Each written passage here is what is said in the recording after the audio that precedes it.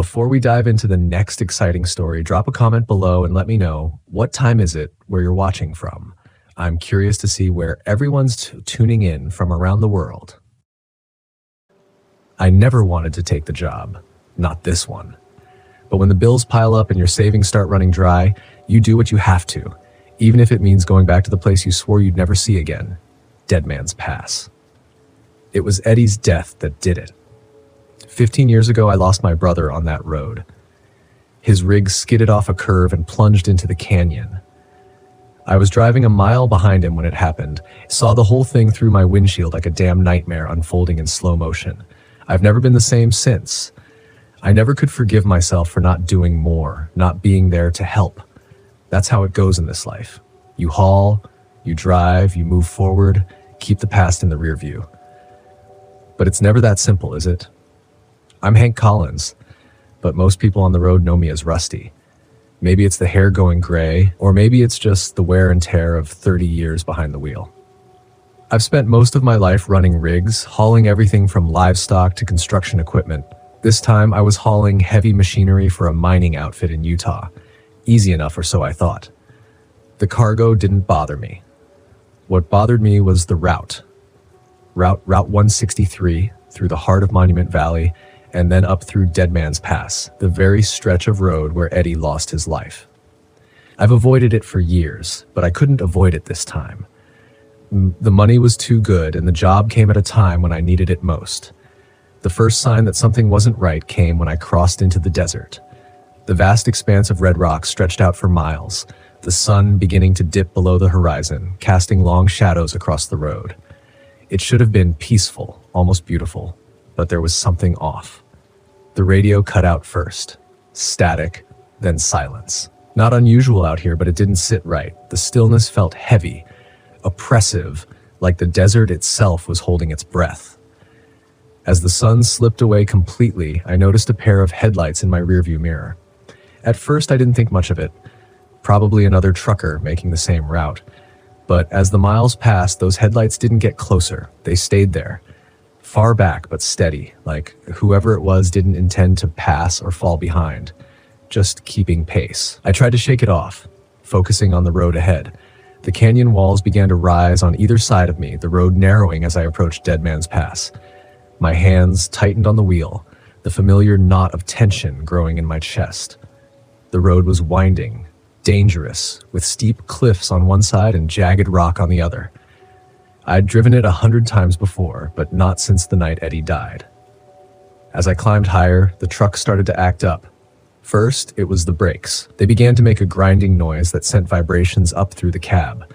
They were new, serviced just a week ago, no reason they should be failing. Then the engine sputtered, just once, but enough to make my heart jump. "Come on, Rusty," I muttered to myself.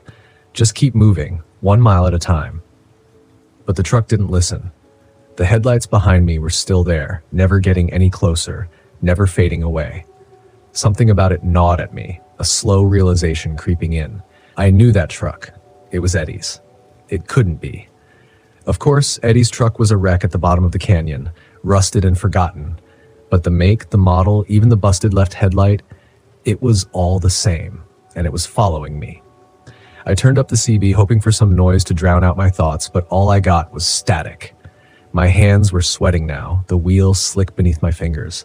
The canyon walls seemed to press in tighter as I reached the most dangerous curve, the very spot where Eddie went over the edge.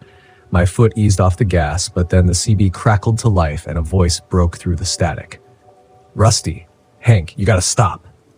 I nearly jerked the wheel in shock. I knew that voice. It was impossible, but I knew it. It was Eddie. "Eddie," I whispered, even though I knew there was no way it could be real. I fumbled with the radio, trying to clear the signal, but the voice only grew louder, swallowed by the hiss of static. "Rusty, you gotta stop. You can't make the same." I was losing my mind. That's what this was. Too many years on the road, too many ghosts haunting me. That's all it was. But then the truck sputtered again. The grinding in the brakes got worse. I could feel the whole rig shudder as I tried to slow down, but the brakes weren't responding. I pumped them hard, but nothing. The curve was coming up fast, and I knew I wouldn't make it if the brakes didn't hold. "Damn it," I shouted, yanking the wheel hard to the right, pulling off onto the narrow shoulder. The truck screeched to a stop, just inches from the cliff's edge. For a long time, I sat there, heart pounding, staring at the drop below. The canyon stretched out beneath me, a black abyss swallowing the last traces of daylight. My breathing was ragged, my hands shaking, and then I saw it. Eddie's truck was still there, sitting on the road behind me, headlights glowing dimly through the dust. But now I could see it wasn't just a truck. The rig was mangled, twisted, just like it had been after the accident. The front end was smashed in, the cab crumpled, the windshield shattered, and standing next to it was Eddie. I blinked, rubbed my eyes, but he didn't disappear. He was there, as clear as day. His face was pale, gaunt, eyes hollow. But it was him. He was looking right at me. I stumbled out of the cab, my legs shaking beneath me. I didn't know what I was doing, didn't know what I expected to happen, but I had to get closer. I had to see Eddie. My voice cracked as I took a step toward him. How are you? He didn't speak, just stared at me with those hollow eyes. Then slowly he raised a hand, pointing down the canyon. I followed his gaze, my heart pounding in my chest. That's when I saw it, the wreckage of his truck lying at the bottom of the canyon, just as it had been all those years ago. No, I whispered. This can't be real. Eddie's voice echoed in my mind, though his lips didn't move. You gotta stop, Rusty. You gotta stop running. I fell to my knees, the weight of everything crashing down on me. I had run from this for so long, buried it deep, but now there was no escaping it. Eddie wasn't here for revenge. He wasn't here to haunt me. He was here because I'd never let him go. I'm sorry, I choked out, tears burning my eyes. I'm sorry, Eddie. It was my fault. I should have listened. I should have stopped. The wind howled through the canyon, and for a moment it sounded like Eddie was speaking again, but this time it wasn't a warning. It was forgiveness. I never blamed you, Rusty, his voice whispered, softer now, like it was being carried away by the wind. But you gotta forgive yourself. The headlights of Eddie's truck flickered once, then went out. The figure standing beside it began to fade, dissolving into the dust and shadows of the canyon. And then he was gone. I sat there on the edge of the road, staring down into the canyon where my brother's truck had fallen. The air was still, the only sound, the soft hum of the desert wind. I didn't know how long I sat there, but when I finally got to my feet, something had shifted inside me. The guilt was still there, but it wasn't crushing me anymore. It wasn't tearing me apart from the inside. I could breathe again. I climbed back into the cab and started the engine. The truck roared to life, and the brakes responded this time, smooth and steady, as I pulled back onto the road. I glanced in the rearview mirror one last time. There was nothing there. No truck, no headlights, just empty miles of desert behind me. I smiled a sad, tired smile. It was time to stop running, time to go home. As I drove through Dead Man's Pass, the echoes of the past faded into the night, leaving only the road ahead. I wasn't afraid of being alone. In fact, I thrived on it. After years of pushing myself filming solo wilderness expeditions and gaining thousands of subscribers, isolation felt like a familiar friend. Devil's Ridge, though, this place was something else. I had scouted it out for weeks, planning my trip down to the smallest detail. The ridge was perfect, remote, rugged, untouched. Hardly any hikers came this far into the Montana wilderness, and the few who did warned of getting lost in the dense forests or disappearing into one of the old, crumbling mining tunnels. The place was steeped in eerie local lore, and I loved it. Stories of shadowy figures, night stalkers, they called them, spirits of miners who perished in a cave-in over 100 years ago. They supposedly wandered these woods, haunting anyone foolish enough to linger too long. It was exactly the kind of place I could use for my survival blog. Spooky, remote, and dripping with atmosphere. My audience would eat it up. I parked the RV in a small clearing nestled against a cliffside, setting up camp as the sun dipped below the horizon. The towering pines cast long shadows across the forest floor, and the sound of the wind through the trees was strangely muted. There was no bird song, no rustling of small animals, just the breeze and the soft creak of old branches swaying. Max, my drone, hovered above the trees, capturing the stunning panoramic views. I had just set it to autopilot to get some shots of the surrounding cliffs when the feed cut out, static flooding my screen. "What the hell?" I muttered, tapping the screen in frustration. I brought the drone back. Its footage was corrupted with strange, distorted images. Warped figures flickering in and out of focus, standing just at the edge of the tree line. I chalked it up to a malfunction. After all, I was miles from civilization, and the signal could have been weak. But still, a part of me couldn't shake the feeling that the footage was wrong. Shrugging it off, I stored Max for the night and started a fire, settling in for what I hoped would be an uneventful evening. As I recorded my thoughts for the day, I decided to throw in a few words about the local legend, something to spice up the narrative for my viewers. "They call them the Night Stalkers," I said into the camera, my face illuminated by the glow of the flames. "Spirits of miners who died in these hills lost to the darkness, but I'm not worried. Just a bunch of ghost stories, right?" I grinned, more to convince myself than anyone else. The first real sign of trouble came the second night. I was reviewing the footage I had shot earlier in the day when I heard a soft sound outside the RV. At first, I thought it was the wind, just the trees shifting. But then it came again, low and rhythmic, like tapping. Max growled low in his corner, his eyes fixed on the door. I froze, listening. The tapping grew louder, almost insistent, like someone or something was circling the RV, knocking softly against the metal. The hair on the back of my neck stood up. I grabbed my flashlight, flicking it on and swinging the beam toward the door. "All right, whoever's out there, you're not scaring me," I said, trying to keep my voice steady. Silence. I stood there holding my breath, waiting for something, anything, to happen. After a few long moments, I convinced myself it was just a branch or something scraping against the side of the RV. I'd been on enough solo trips to know how easy it was to get jumpy out here. But Max was still growling, his ears flat against his head. He wasn't convinced. Neither was I, if I'm honest. The next day, I decided to do a bit more exploring. The cliffs were full of old mining tunnels, most of them sealed up decades ago. I found one near the base of the ridge, its entrance boarded up with rotten planks. Curiosity got the better of me, and I pried a few loose, slipping through the narrow gap. The tunnel was dark and smelled like damp earth. My flashlight flickered as I moved deeper inside, casting eerie shadows against the jagged walls. Strange symbols were etched into the rock, crudely drawn, unfamiliar shapes that seemed to spiral in on themselves. I felt a sudden chill, and a soft sound echoed through the tunnel, like footsteps on loose gravel. I froze, shining my light down the passage. Nothing. Still, something about the place felt wrong. I backed out quickly, breathing a sigh of relief as I stepped back into the daylight. As I walked away, I couldn't shake the feeling that I was being watched. That night, the tapping returned. This time it was louder, more deliberate. I sat in the RV, clutching the flashlight in one hand, the other gripping my camera as I recorded the strange noises. The tapping moved around the RV, slow and methodical, almost as if it was circling me. I stood up, heart pounding, and yanked the door open, shining the light into the darkness. Nothing. I stepped outside, my breath fogging in the cold air. The forest was still, but the air felt thick, heavy. I turned slowly, scanning the tree line, and that's when I saw them.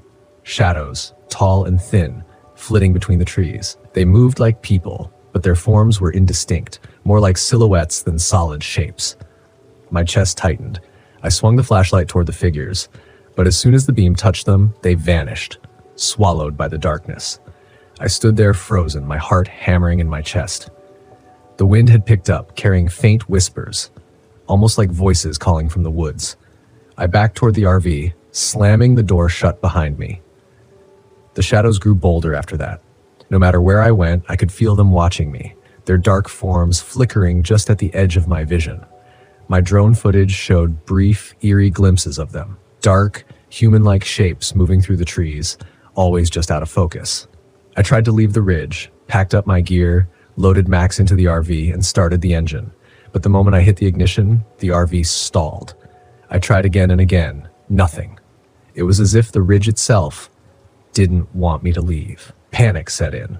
I wasn't one to lose my cool, but this was something I couldn't explain. I was trapped, and I wasn't alone. On the final night, everything came to a head. I was lying in bed, the RV windows covered, trying to block out the tapping that had returned. Max was huddled in the corner, trembling. The tapping grew louder, more insistent, like something was trying to get in. I sat up, heart racing, and suddenly the RV shook violently, as if something had slammed into the side. I jumped to my feet, grabbing the flashlight, but the beam flickered and died. The whispers outside grew louder, more urgent, filling my head with a cacophony of unintelligible voices. I rushed to the door, flinging it open, only to be met with complete darkness. The fire outside had gone out. The shadows were everywhere now, circling the RV, their forms more defined than ever. Dark, human-like figures with no faces, no features, just endless blackness. They weren't just watching me anymore, they were coming for me. I ran, flashlight flickering back to life as I sprinted into the woods. The shadows followed, flitting between the trees, their whispers filling my ears, growing louder and louder. I didn't know where I was going, just away. Away from the tapping, the whispers, the shadows. But the forest twisted around me, disorienting me, and soon I was lost. Lost in a sea of towering pines and jagged rocks. And then I saw it, the entrance to the old mining tunnel, standing open like a gaping mouth. The shadows pressed in closer, their forms flickering at the edges of my vision. And I realized with a sinking feeling that I had nowhere else to go. I stumbled toward the tunnel, the air inside cold and stale. The shadows followed me in, their whispers echoing off the walls. I don't know what I expected to find in there, an escape, maybe, a way out. But as I ventured deeper into the darkness, I realized the truth. There was no escape. The Night Stalkers weren't just spirits, they were part of this place, tied to the land, the tunnels, the shadows, and now, so was I.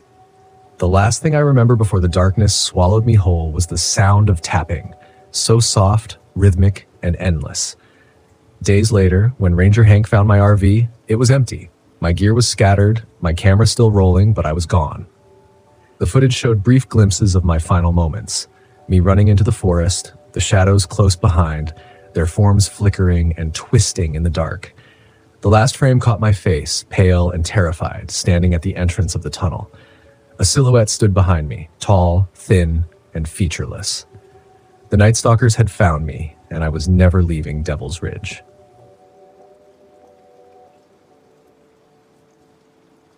I've always liked the quiet of the road.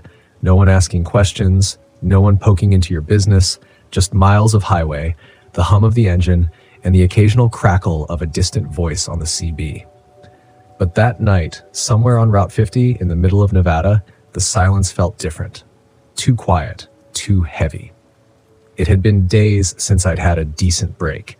I'd left San Francisco with a load of building materials bound for Kansas City, figuring Route 50 would cut the travel time. They call it the loneliest road in America, and I've driven it enough times to know why. For hours at a time, you don't see a soul, just endless desert dotted with mountains that never seem to get any closer. I was more tired than I wanted to admit, the kind of tired that sneaks up on you, where your eyelids grow heavy and the lines on the road start to blur. Normally, I'd push through, but something told me to pull over this time. I glanced at the clock and decided to hit the next rest stop I saw. A quick nap, I told myself, and I'd be good as new. I felt a wave of relief when I spotted the weathered sign for a rest stop 2 miles ahead. The stop wasn't marked on my map, which was odd, but these old highways have plenty of places that don't show up anymore. The place looked like it hadn't seen a decent coat of paint in a decade. The lights above the parking area flickered weakly, casting long shadows across the cracked asphalt. A beat-up picnic table and a few rusted trash bins were all that marked the stop. The restroom building sat off to the side, its windows dark, and the air around it felt heavy, like it hadn't been disturbed in years. I pulled the rig into the lot and killed the engine. Silence settled in around me, pressing through the windows. I leaned back in the driver's seat, rubbing my face. I just needed a few hours of sleep and I'd be good to go. But before I could settle in, nature called. Typical. With a sigh, I grabbed my flashlight and climbed out of the cab. The night air was cold, much colder than I'd expected for Nevada, and the wind carried a strange scent, dry with an underlying hint of something rotten. I wrinkled my nose but kept moving toward the restroom. The building was worse up close. Graffiti covered the exterior, but it wasn't the usual stuff. No names or crude drawings. These were symbols, spirals, triangles, strange geometric shapes I couldn't quite place. Some of them were carved deep into the wood, like they'd been there a long time. I pushed the door open, and the smell hit me harder inside, stronger than before. I flicked the light on, but the bulb overhead just buzzed and flickered weakly. I turned on my flashlight and swept it across the room. The place was empty, as I expected, but the walls were covered in more of those symbols. Dozens of them, carved into the tiles drawn on the mirrors. I did my business quickly, trying to ignore the feeling that those symbols were watching me, and made my way back out to the parking lot. That's when I saw the first figure. It was standing just beyond the reach of the flickering lights. A man in a heavy coat, his back to me, staring out into the desert. For a second, I considered calling out to him, but something about the way he stood there, so still, so quiet, made my gut twist. I stopped in my tracks, trying to decide if I should just get back in the truck and go. But the man didn't move. He didn't even seem to notice I was there. Maybe he was just another trucker, but I hadn't seen another rig on the road in hours.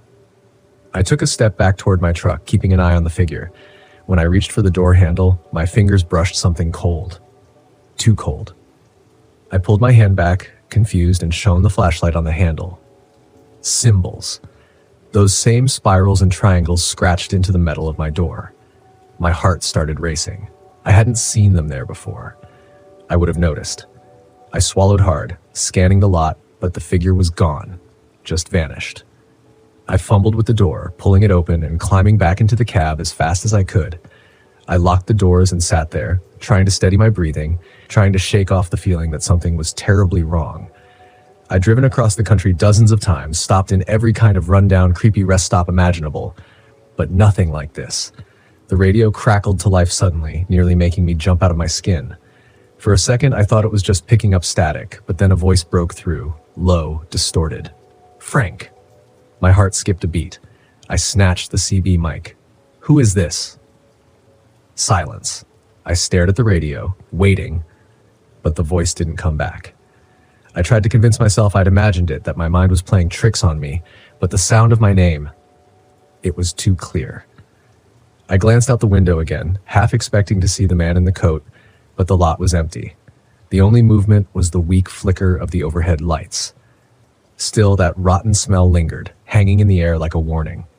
I was about to start the engine and get the hell out of there when I noticed something in the rear view mirror.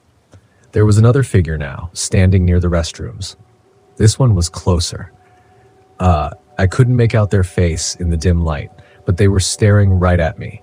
Not moving, not blinking, just watching. Every instinct in my body screamed at me to leave, but when I reached for the ignition, the engine sputtered and died before it could even turn over. I tried again. Nothing.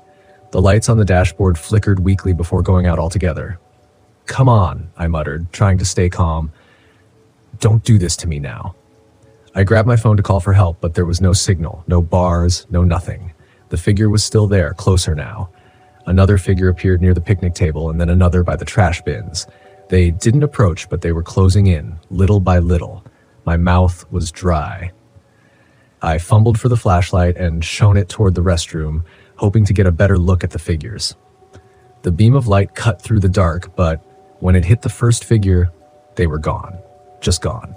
I swept the light across the lot, but all the figures had disappeared. Every single one. I didn't waste any more time. If my truck wasn't going to start, I'd fix it in the morning. For now, I just needed to get out of here, on foot if I had to. I grabbed the toolbox from under the seat just in case and jumped down from the cab. That's when I noticed something else on the side of my truck. Etched into the paint was one of those symbols. Fresh. I could smell the metallic tang of scratched metal. It was the same spirals and triangles I'd seen in the bathroom, the same ones that had been on the door handle. The smell hit me again, stronger now. I turned, shining the flashlight toward the restroom, and that's when I saw it. The symbols were glowing. A faint, sickly light pulsed from the walls of the building. The carvings and scratches now alive with some kind of energy. The ground beneath my feet vibrated, a low hum building in my chest. I stumbled back toward the truck, my flashlight shaking in my grip, but the lights in the building grew brighter, casting long, flickering shadows across the lot. And then I heard the voice again. Frank. I whipped around, scanning the empty lot, but there was no one there. No figures. No man in the coat. Just the voice coming from nowhere and everywhere at once. Frank, you need to stay. I felt a cold sweat break out across my forehead. My pulse pounded in my ears, but I kept moving, trying to get back into the cab. But the symbols, they were on my truck now, glowing with the same eerie light. The handle felt like ice under my fingers. The wind picked up, howling across the lot, carrying whispers with it. Low, urgent voices layered on top of each other, impossible to understand, but they felt old, ancient. I was frozen in place, trapped between the truck and whatever the hell was happening in that restroom. The lights, the symbols, the voices. I didn't know what to make of any of it, but I knew one thing. I had to leave now. The truck groaned as I climbed back into the cab, and I turned the key one last time, praying it would start. The engine sputtered, coughed, and finally roared to life. Without another thought, I slammed the into gear and floored it out of the lot, the tires skidding on the cracked asphalt. The rest stop disappeared in the rearview mirror, the glowing lights and symbols fading into the distance. As I drove down the highway, my hands trembling on the wheel, I couldn't shake the feeling that I hadn't escaped. The silence of the road was back, but it wasn't the same. The weight of those symbols, the voice, it lingered, and I knew deep down that whatever was tied to that rest stop wasn't finished with me. I don't stop on Route 50 anymore. Not after that night. Some places are better left in the past.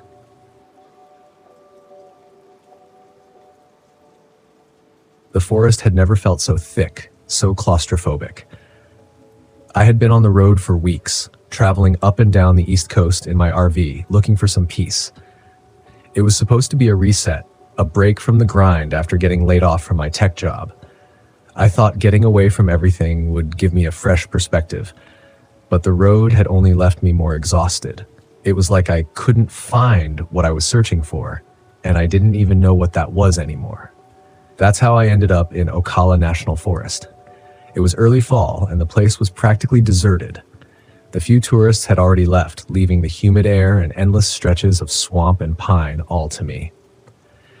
The ranger I passed when I pulled into the park didn't seem to think camping so close to Devil's Eye Spring was a good idea. "There's no one else out there this time of year," he said, leaning into my open window with a cautious smile. "People get lost in that part of the forest, especially near the spring. Strange place. People say it's cursed." Cursed? I didn't believe in any of that. I was here for quiet, not ghost stories. Still, his words stuck with me as I wound down the narrow trail in my RV, finally parking next to the spring. The water was still and black, perfectly round, like the eye of some sleeping giant, with tall cypress trees surrounding it like ancient sentinels. The spot was isolated, just as I wanted. After setting up camp, I sat by the water and tried to take it all in. The only sound was the occasional splash of something in the water, fish maybe, or a frog. The heat was oppressive, the kind of sticky warmth that clings to you and makes every movement sluggish. I hadn't realized how worn down I was from weeks of driving, but the moment I sat down, the weight of exhaustion hit me like a brick. It was a heavy kind of tired, the kind that seeps into your bones and makes you want to sleep for days. So that's what I did. I crawled into the RV, lay down on the thin mattress, and passed out. I woke up in the middle of the night, drenched in sweat. The RV was stifling, even with the windows cracked, and my head pounded like I'd been hit with a hammer. I sat up, rubbing my temples, trying to shake off the heaviness in my chest. That's when I noticed something strange. The forest outside was completely silent. Not even the usual night sounds of crickets or frogs. It was as if the entire world was holding its breath. I tried to brush it off. Maybe it was just the thick humidity dampening the sound. But then in the stillness, I heard it. A soft whisper, faint and distant. It was impossible to make out the words, but I knew it was there. My pulse quickened. Who else would be out here in the middle of nowhere? I grabbed a flashlight, threw on my boots, and stepped outside. The air was still, and the beam of my light barely cut through the haze hanging over the spring. Nothing. I circled the RV once, shining the light over the trees, half expecting to catch someone watching me from the darkness, but there was no one. only the trees looming like shadowy figures in the mist. The whisper came again, this time closer. My skin prickled, and I pointed the flashlight in the direction of the sound. As the beam caught the nearest tree, I froze. There, carved into the bark, was an intricate spiral. It was faint, but I could see the markings etched deep into the wood, swirling inward like some ancient symbol. I hadn't noticed it when I arrived, but now it was unmistakable. "What the hell?" I muttered, running my fingers over the grooves. The texture was rough, jagged, fresh. Whoever had carved it had done it recently. But why? A chill crept down my spine, the kind that sticks with you even in the thick Florida heat. I backed away from the tree and went inside the RV, locking the door behind me. The next morning I tried to shake it off. Maybe it was a prank or some kind of tribal marking that had been there for years, but something still gnawed at the back of my mind. The whisper I'd heard wasn't a figment of my imagination. I was sure of it. When I stepped outside again, my eyes went straight to the tree. The spiral was still there, mocking me with its perfect precision. I walked a few paces around the campsite, scanning the other trees. That's when I saw it. More spirals. Dozens of them, carved into trees, rocks, even the dirt near the edge of the spring. It was like they had multiplied overnight. I knelt by one of the carvings in the ground, my fingers trembling as I traced the lines. They were everywhere. My pulse quickened as I stood up, stepping back. I hadn't imagined them. They were real, and there were too many to ignore. I tried to rationalize it. Maybe the ranger had mentioned something about Native American tribes that once lived in the area. These carvings could be remnants of some ancient ritual or custom. But the more I looked at them, the more unsettled I became. I grabbed my phone, hoping to research the symbols, but when I turned it on, the screen flickered and died. I checked the time on my watch. It blinked nonsensically, stuck on 12. No matter how many times I reset it, it wouldn't budge. Time was frozen, just like the forest around me. The air felt heavier as the hours passed, like something was pressing down on me. The whisper returned, no longer distant, but close. Too close. It followed me wherever I went, slipping in and out of the thick, humid air, just out of reach. I could feel it in my bones. Something was watching me. That night, the dream started.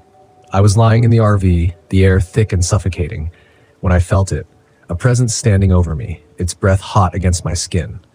I tried to move, but I was paralyzed. My limbs refused to cooperate. I could feel its eyes on me, burning into my skull. Then came the whisper, low and guttural, words in a language I couldn't understand, but the intent was clear. I was marked. I woke up gasping, my heart pounding, the sheets soaked in sweat. The RV was stifling again, but I couldn't shake the feeling that I wasn't alone. My eyes darted to the window, half expecting to see something staring back at me. The markings were spreading. They weren't just outside anymore. They were inside the RV, on the walls, on the floor, even on my skin. I tore off my shirt, running to the small mirror by the sink. There, on my chest, was a spiral, faint but unmistakable. My hands trembled as I traced the lines etched into my flesh. My mind raced. The curse, the ranger's warning, it was all real. The whispers were louder now, relentless. They filled my head, demanding my attention. I stumbled out of the RV, gasping for air, trying to escape the suffocation and presence that had followed me. But no matter how far I ran, the whispers followed. I found myself standing at the edge of Devil's Eye Spring, my chest heaving. The whispers swirled around me. The markings on the trees seemed to glow in the moonlight, pulling me toward the water. My reflection in the still surface was distorted, twisted, as if the thing inside me was staring back. I knew what I had to do. I grabbed a rock, sharp enough to cut, and slashed across the markings on my chest, trying to break the curse. Blood dripped into the water, staining the surface. But the whispers didn't stop. They grew louder, more insistent, as if the forest itself was angry. I fell to my knees, clutching my chest, feeling the burn of the cut mixing with the spiral. I could hear them now, the marked ones, the spirits of those who had come before me, trapped in the same cycle, marked by the same curse. They were waiting for me to join them. I don't remember how I got back to the RV.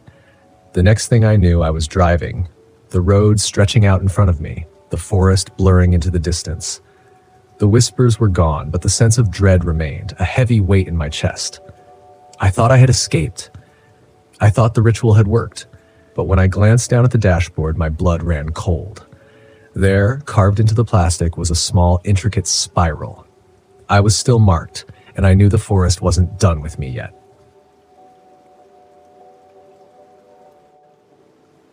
I thought the desert would heal me. Red Rock Canyon was supposed to be a place to clear my head, to sit in silence and let the vast, empty land take away the chaos of the last few months. I'd lost everything, my wife, my job, and I needed something, anything, to remind me there was still some peace left in the world. Instead, it felt like I'd driven into a nightmare. I parked the RV at the far end of the campground, as far away from the few other campers as I could get. I wanted solitude, to think, or maybe to stop thinking. I wasn't sure. The sun was setting as I stepped out, casting a deep orange glow across the red sandstone cliffs. It was beautiful. The kind of beauty that made you feel small, like the world was too big for you to matter. Maybe that's what I needed. I'd been driving for hours, with only the occasional crackle of the radio for company. The RV was old, creaking and groaning as I navigated the winding roads into the canyon. It had seen better days, much like me. As I stretched, a low rumble came from under the hood. "Great," I muttered, giving the RV a half-hearted kick. The engine had been acting up for days, but I figured I could deal with it later. I wasn't here for that. I was here to get away, to let the emptiness of the desert swallow me whole. That night, after I'd settled in, I sat outside the RV, staring up at the stars. Out here, away from the city, the sky was incredible, clear, endless. But as the stars twinkled overhead, I noticed something strange. At first, I thought they were planes, blinking in and out far above the canyon. But then they moved too fast, too erratically. I leaned forward, squinting. There were 3 of them, glowing faintly blue, darting through the sky in impossible patterns. They weren't planes. I wasn't sure what they were. I stood up, straining my neck to follow their path as they circled overhead. They blinked off one by one, and the desert was silent again. Just stars, I told myself, even though I knew it wasn't true. The next morning, I woke up to find the RV's battery almost dead. My phone, which I'd left charging overnight, hadn't gained a single bar. I tried turning the engine over, but all I got was a dull click. My chest tightened. Being stranded in the middle of the desert wasn't part of the plan. I had enough food and water for a few days, sure, but the isolation was starting to feel less like a retreat and more like a trap. Milo's RV was parked a few spots down, his beat-up RV sitting in the shade of a large rock formation. He waved me over as I stepped out of mine, a wide grin on his sunburned face. "Morning," he called. "Beautiful day, huh?" I forced a smile. "Yeah, sure. Hey, you wouldn't happen to have jumper cables, would you?" Milo scratched his scruffy chin, then shook his head. "Sorry, friend, but I can give you a ride into town later if you need help. It's not too far." I thanked him, but something about Milo unsettled me. Maybe it was how relaxed he seemed, like this place wasn't bothering him at all. As I stood there, he tilted his head toward the canyon walls. "You see the lights last night?" he asked. I froze. "Yeah. What were they?" He shrugged, like it was nothing. "Oh, those things. People talk about them all the time. Could be military, could be something else. No one really knows, but they've been around as long as I've been camping out here." I laughed nervously. "Something else, huh?" Milo smiled, but it didn't reach his eyes. "People say they're not from this world. I don't know about that, but sometimes they follow you. Just don't go too far out at night, and you'll be fine." I forced another laugh, but my stomach churned. Milo's tone was too casual, too accepting. I thanked him again and went back to my RV, trying to shake off the feeling that I was missing something important. The day dragged on, the heat baking the ground beneath my feet. I spent the afternoon hiking a short trail near the campground, trying to clear my head, but the vast emptiness only made me feel more alone. I kept thinking about the lights, about how they'd moved, how they seemed to watch me. That night, they returned. I was sitting outside again, nursing a warm beer and staring at the sky when I saw them, 3 faint blue lights hovering over the canyon. This time they were closer, too close. They flickered almost playfully, darting back and forth like they were searching for something. I stood up, my heart pounding. It didn't make sense. Nothing about this place made sense. I backed toward the RV, never taking my eyes off the lights, but as I reached for the door, the lights blinked out, gone, just like that. A cold breeze swept through the canyon, and I shivered. It was too quiet. No wind, no insects, nothing. Just the dead, suffocating silence of the desert. Then the RV lights flickered once, twice, and went dark. My chest tightened as I stumbled into the RV, fumbling for the flashlight. I clicked it on, but the beam was weak, barely cutting through the darkness. The electrical panel was dead, and my phone wouldn't turn on. Every piece of technology I had was failing, and I had no idea why. A sudden knock on the door made me jump. "Chris, you okay?" It was Emily, the hiker I'd met earlier that day. She'd pitched her tent nearby, planning to stay for a few nights before heading out. I opened the door, trying to hide my panic. "Yeah, just some electrical issues," I said, forcing a smile. Everything's dead. I'm guessing the battery's shot." Emily frowned, glancing back at her tent. "That's weird, my phone's dead too, and my flashlight keeps flickering." Her voice was calm, but I could see the worry in her eyes. She felt it too, the strangeness in the air, the weight of the silence. She stepped closer, her voice dropping to a whisper. "Do you think it's the lights?"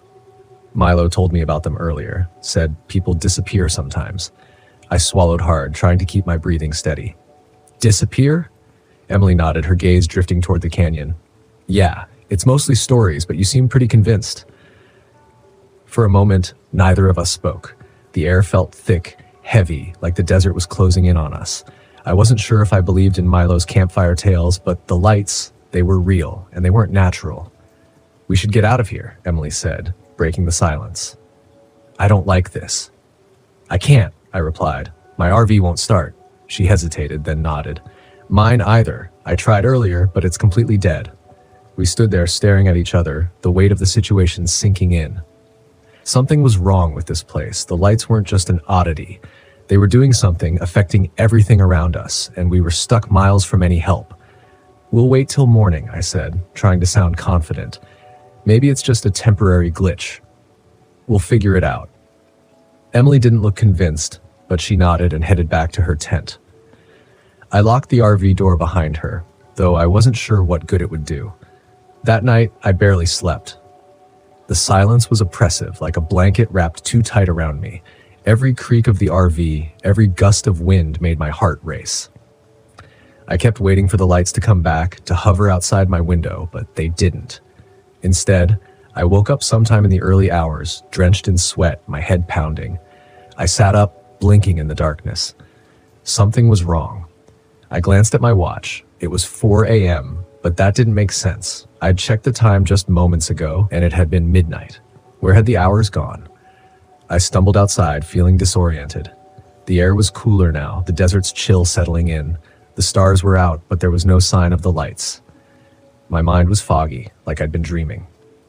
But the dust on my boots told me I'd been walking, but where? And why? Panic surged through me. I couldn't remember. Hours were missing, and I had no idea what had happened. The lights were playing with us, toying with our sense of reality.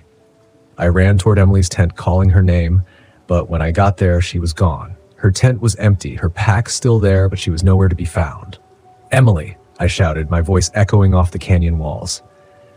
Nothing. The only sound was the wind. I backed away, my heart hammering in my chest. This wasn't real. It couldn't be. But the lights, the missing time, it all pointed to one terrifying conclusion. We weren't alone. I sprinted back to my RV, slamming the door behind me, and tried the engine again. To my shock, it roared to life. The headlights flickered on, and I didn't hesitate. I jammed the gear shift into drive and tore out of the campsite, gravel kicking up behind me as I sped down the winding canyon road. I glanced in the rearview mirror for just a second. I saw them. The blue lights, hovering in the distance, watching me leave. I didn't stop driving until I hit the outskirts of Las Vegas. The neon lights of the city felt like a lifeline. But even then, as I pulled into a gas station, my hands shaking, I couldn't shake the feeling that the lights were still out there, waiting, and I wasn't sure if I'd really escaped at all.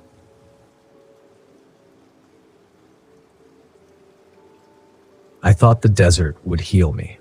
Red Rock Canyon was supposed to be a place to clear my head, to sit in silence and let the vast, empty land take away the chaos of the last few months.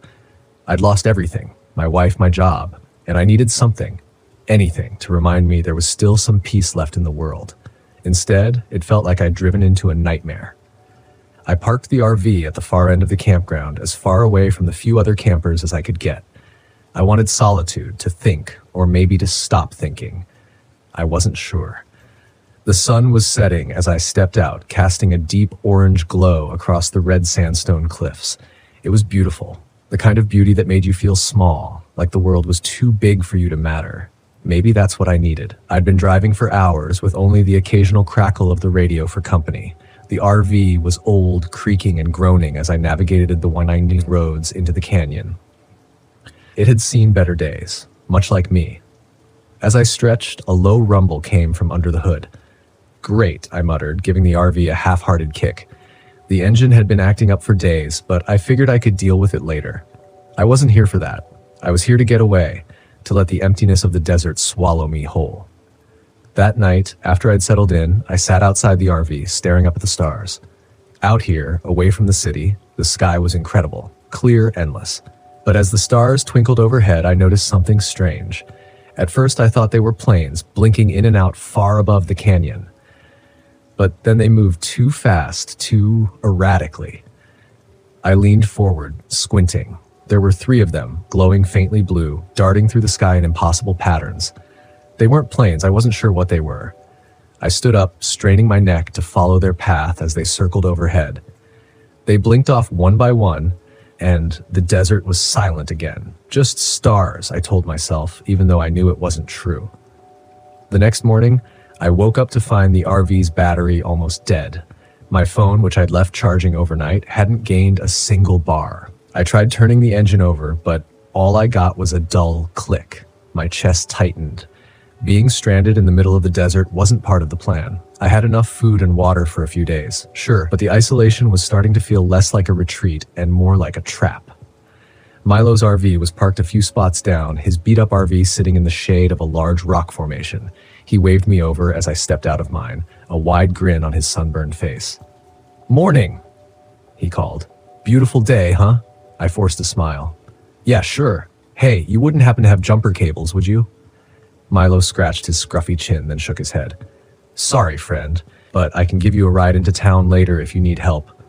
It's not too far." I thanked him, but something about Milo unsettled me. Maybe it was how relaxed he seemed, like this place wasn't bothering him at all.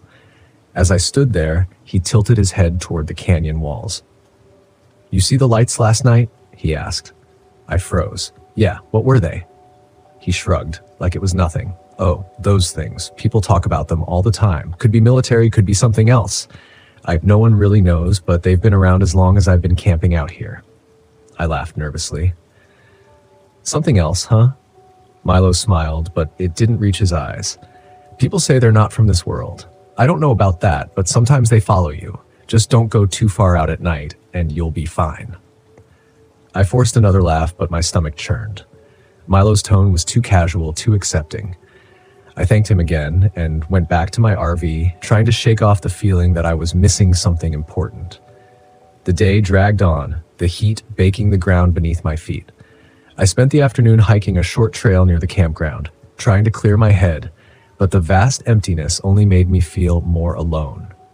I kept thinking about the lights, about how they'd moved, how they seemed to watch me. That night, they returned. I was sitting outside again, nursing a warm beer and staring at the sky when I saw them, 3 faint blue lights hovering over the canyon. This time, they were closer. Too close. They flickered almost playfully, darting back and forth like they were searching for something. I stood up, my heart pounding. It didn't make sense. Nothing about this place made sense. I backed toward the RV, never taking my eyes off the lights, but as I reached for the door, the lights blinked out. Gone, just like that. A cold breeze swept through the canyon and I shivered. It was too quiet. No wind, no insects, nothing. Just the dead, suffocating silence of the desert. Then the RV lights flickered once, twice, and went dark. My chest tightened as I stumbled into the RV, fumbling for the flashlight. I clicked it on, but the beam was weak, barely cutting through the darkness. The electrical panel was dead, and my phone wouldn't turn on. Every piece of technology I had was failing, and I had no idea why. A sudden knock on the door made me jump. "Chris, you okay?" It was Emily, the hiker I'd met earlier that day. She'd pitched her tent nearby, planning to stay for a few nights before heading out. I opened the door, trying to hide my panic. "Yeah, just some electrical issues," I said, forcing a smile. "Everything's dead. I'm guessing the battery's shot." Emily frowned, glancing back at her tent. "That's weird. My phone's dead too, and my flashlight keeps flickering." Her voice was calm, but I could see the worry in her eyes. She felt it too, the strangeness in the air, the weight of the silence. She stepped closer, her voice dropping to a whisper. "Do you think it's the lights?" Milo had told me about them earlier, said people disappear sometimes. I swallowed hard, trying to keep my breathing steady. "Disappear?" Emily nodded, her gaze drifting toward the canyon. "Yeah, it's mostly stories, but you seemed pretty convinced." For a moment, neither of us spoke. The air felt thick, heavy, like the desert was closing in on us. I wasn't sure if I believed in Milo's campfire tales, but the lights, they were real, and they weren't natural. "We should get out of here," Emily said, breaking the silence. "I don't like this." "I can't," I replied. "My RV won't start." She hesitated, then nodded. "Mine either. I tried earlier, but it's completely dead." We stood there, staring at each other, the weight of the situation sinking in. Something was wrong with this place. The lights weren't just an oddity. They were doing something, affecting everything around us, and we were stuck miles from any help. "We'll wait till morning," I said, trying to sound confident. "Maybe it's just a temporary glitch. We'll figure it out." Emily didn't look convinced, but she nodded and headed back to her tent. I locked the RV door behind her, though I wasn't sure what good it would do. That night, I barely slept. The silence was oppressive, like a blanket wrapped too tight around me. Every creak of the RV, every gust of wind, made my heart race. I kept waiting for the lights to come back, to hover outside my window, but they didn't. Instead, I woke up sometime in the early hours, drenched in sweat, my head pounding. I sat up, blinking in the darkness. Something was wrong. I glanced at my watch. It was 4 a.m., but that didn't make sense. I'd checked the time just moments ago, and it had been midnight. Where had the hours gone? I stumbled outside, feeling disoriented. The air was cooler now, the desert's chill settling in. The stars were out, but there was no sign of the lights. My mind was foggy, like I'd been dreaming. But the dust on my boots told me I'd been walking. But where and why? Panic surged through me. I couldn't remember. Hours were missing, and I had no idea what had happened. The lights were playing with us, toying with our sense of reality. I ran toward Emily's tent, calling her name, but when I got there, she was gone. Her tent was empty, her pack still there, but she was nowhere to be found. "Emily!" I shouted, my voice echoing off the canyon walls. Nothing. The only sound was the wind. I backed away, my heart hammering in my chest. This wasn't real. It couldn't be. But the lights, the missing time, it all pointed to one terrifying conclusion. We weren't alone. I sprinted back to my RV, slamming the door behind me, and tried the engine again. To my shock, it roared to life. The headlights flickered on, and I didn't hesitate. I jammed the gear shift into drive and tore out of the campsite, gravel kicking up behind me as I sped down the winding canyon road. I glanced in the rearview mirror for just a second. I saw them, the blue lights, hovering in the distance, watching me leave. I didn't stop driving until I hit the outskirts of Las Vegas. The neon lights of the city felt like a lifeline. But even then, as I pulled into a gas station, my hands shaking, I couldn't shake the feeling that the lights were still out there, waiting, and I wasn't sure if I'd really escaped at all.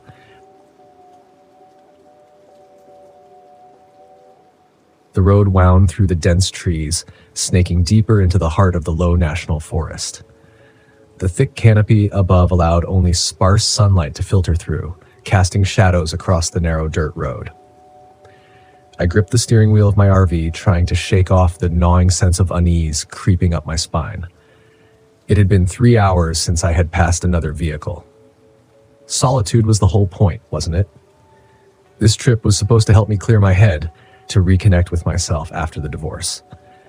I had spent the last few months in a fog, and this trip to Deadwood Creek was meant to be my escape, a test of independence. No ex-husband, no stress, just me in the wilderness. I needed this. At least that's what I had been telling myself for the past 2 weeks. Deadwood Creek Campground wasn't listed on any mainstream maps, just a blip on an obscure site for hardcore campers who sought isolation. The campground had a reputation, but that was part of the appeal. I needed remote quiet, far away from anything that reminded me of what I had left behind. But as I pulled into the clearing, past the sign half buried in moss that read, Deadwood Creek, a shiver ran through me. The place was eerily quiet, the kind of silence that makes you second-guess your decision to be alone. I parked the RV near a small, trickling creek. The only other vehicle was an old, beat-up camper a short distance away, nestled under the towering pines. It was empty. No sign of movement, no campfire. Good. I wasn't in the mood for socializing. I stepped out into the cool afternoon air and surveyed the site. The woods were thick, ancient.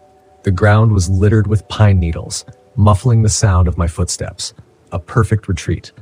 I set up camp, unfolding my chair and setting my mug of tea beside me as I sat by the creek, listening to the soft gurgle of the water.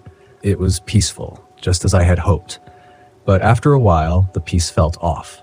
Too still. The air grew heavy, pressing down on me, and the silence wasn't comforting anymore. It was oppressive. My mind wandered back to the stories I had read online, the rumors about Deadwood Creek's dark history. This used to be a mining settlement during the gold rush, or so the tale went. Dozens of men had come to find their fortunes, but most found only death, mysterious disappearances, bodies never recovered. Some say the men still haunt the place, bound to the land, working their endless shifts beneath the earth. I dismissed it at first, chalking it up to local folklore meant to spook tourists. But now, sitting alone in the fading light, the stories didn't seem so far-fetched. The wind rustled the trees, and I jumped at the sound. Get it together, Hannah, I thought, rolling my eyes at my own nerves. I hadn't come all this way just to scare myself into leaving. That's when I saw him, a man standing near the edge of the campground, just at the tree line, leaning against a tree. He was tall, with broad shoulders and a scruffy beard, his clothes worn and dirty as if he had been out here for weeks. His gaze was fixed on me. I waved awkwardly, and he lifted a hand in response before slowly walking over. Didn't mean to spook you, he said, his voice easy, almost too casual. Didn't expect anyone else out here this late in the season. I wasn't expecting anyone either, I replied, forcing a smile. Just needed some time alone, you know? Yeah, I get that, he chuckled, though the sound didn't quite reach his eyes. I'm Rick, by the way, been coming here for years. I nodded, unsure what to say. Rick had the look of someone who belonged out here, who knew the woods like the back of his hand. I didn't. Be careful out here, Rick said after a pause, his gaze drifting toward the woods. Deadwood Creek's got a history. Strange things happen when the sun goes down. My skin prickled at his words, but I forced myself to laugh. Let me guess, ghost stories? Miners and all that? Rick's expression didn't change. Something like that. Just don't stray too far from your camp. He turned and walked back to his camper without another word, leaving me with a knot of unease in my stomach. That night, I couldn't sleep. The RV was quiet, the temperature inside dropping faster than I expected. I wrapped myself in blankets and tried to ignore the feeling that something was wrong. Then the sound started. At first, I thought it was the wind, but soon I realized it was more than that. Faint at first, barely perceptible. A rhythmic clinking echoed from the direction of the creek. It sounded like tools. Mining tools, pickaxes striking rock. I bolted upright in bed, my heart pounding. No, I was just imagining it. This was what I came here for, solitude, but I couldn't shake the sound. It was getting louder, the metallic rhythm persistent, almost like a heartbeat. I grabbed a flashlight and climbed out of the RV, my breath visible in the cold night air. The forest was a wall of darkness, the trees looming overhead like silent sentinels. The sound of the creek was louder now, rushing over rocks, and I could swear I heard voices, whispers carried on the wind. My flashlight beam swept across the campsite, catching nothing but trees and the faint shimmer of water. But then I saw them. Figures, shadowy, half-formed shapes moving by the creek, their outlines faint but unmistakably human. They moved like they were working, digging, swinging pickaxes in time with the clinking sound. My throat tightened as I realized they weren't there in the normal sense. They were translucent, faded. I stumbled back, my mind scrambling to make sense of it. Ghosts? No, that was impossible. I backed toward the RV, my pulse racing, but as I turned, I nearly collided with Rick. Easy, he said, raising his hands. I saw your light. Thought I'd come check on you. I couldn't find the words to explain what I had just seen, but Rick didn't need me to. He just looked over at the creek and nodded, his face unreadable. They come out at night, the miners. Been here for over a century, trapped in their own hell. I swallowed hard, trying to suppress the rising panic. You mean you know about this? What is this place? Rick gave a half smile, though it was more sad than comforting. Deadwood Creek. These men came here to find gold, but all they found was death. Now they're stuck here, working the land forever. Some nights they're just echoes. Other nights. He trailed off, but the implication was clear. On other nights, they weren't just echoes.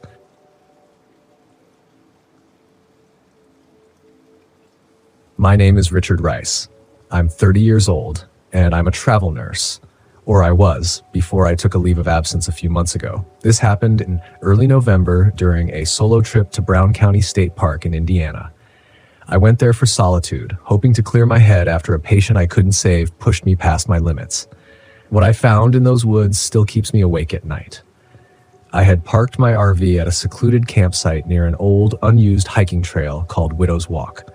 I had chosen it on purpose. No other campers nearby, no cell signal, just me, the trees, and time to process everything I had been carrying. For the first day, it was perfect. I hiked, read a book by the fire, and let the quietness of the forest seep into me. But as the sun dipped below the horizon that first night, the quiet started to feel wrong. It began with whispers, faint and far away, just on the edge of hearing.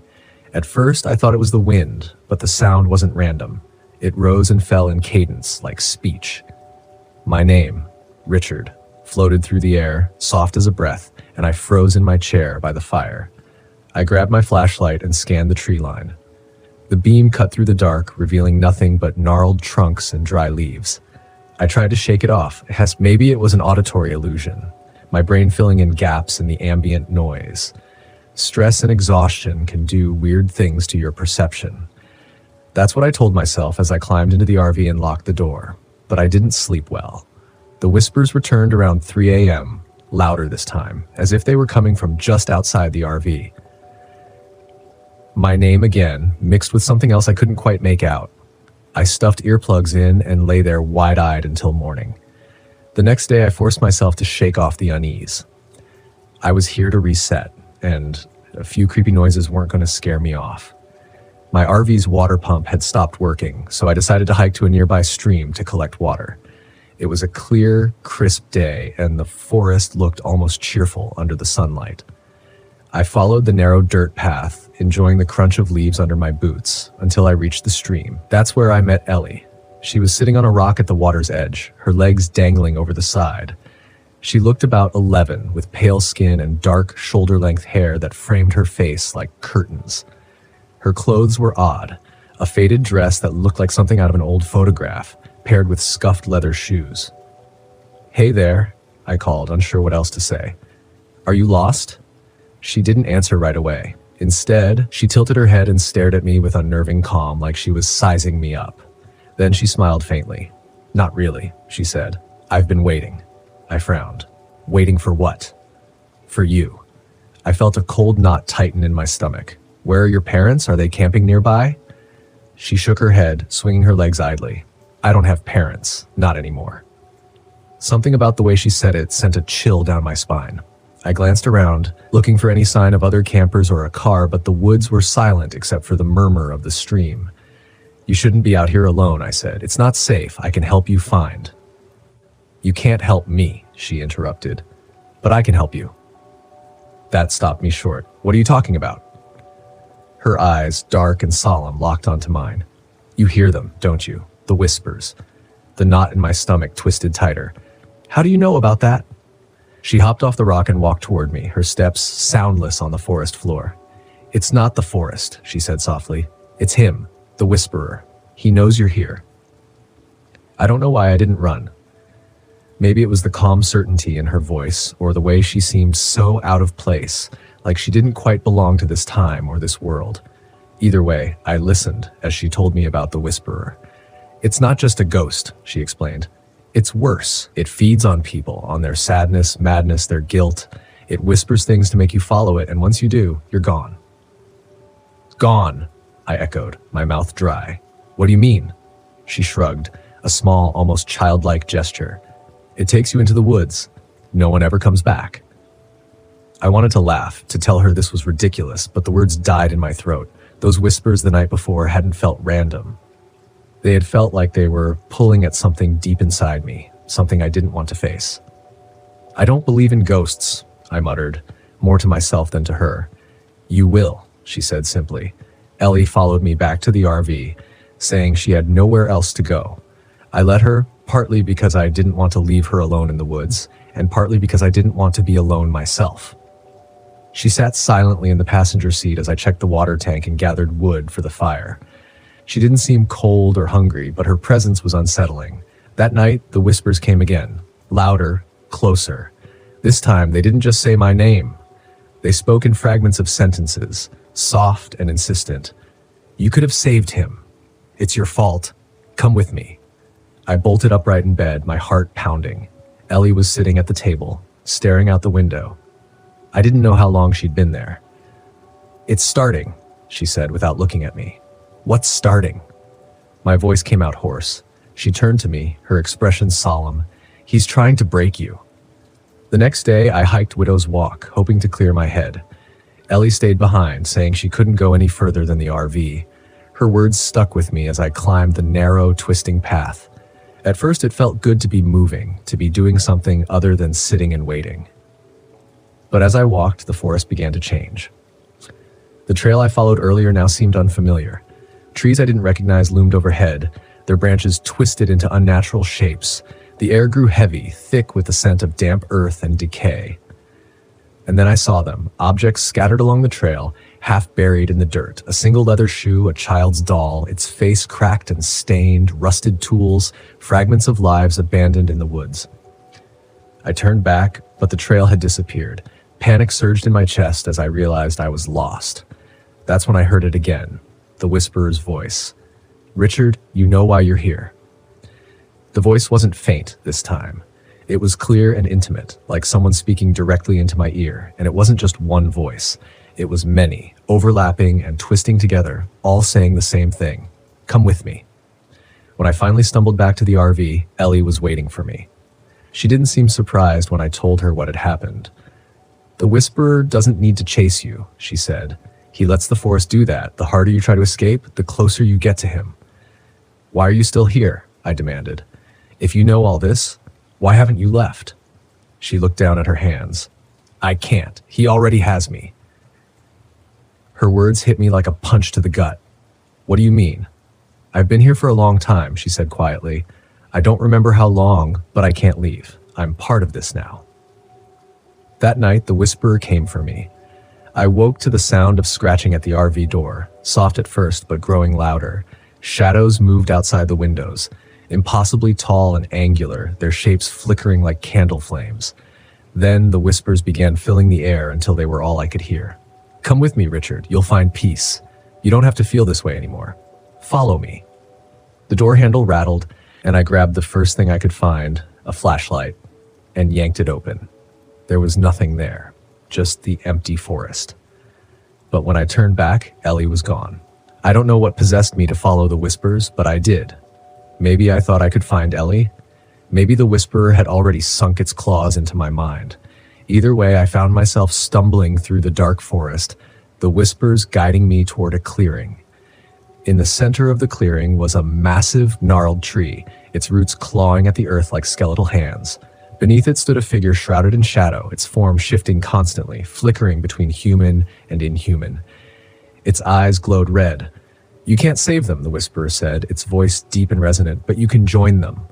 I felt the pull, the promise of release from my guilt, my pain. For a moment I almost gave in, but then I heard Ellie's voice, distant but clear. Don't listen. I don't know how I found the strength to resist, but I did. I stumbled backward, turning and running as fast as I could.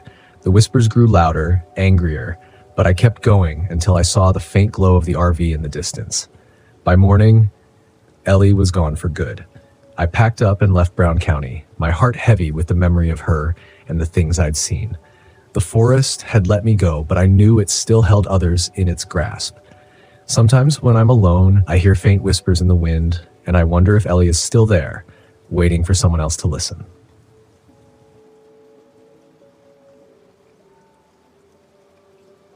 My name is Daniel Lopez.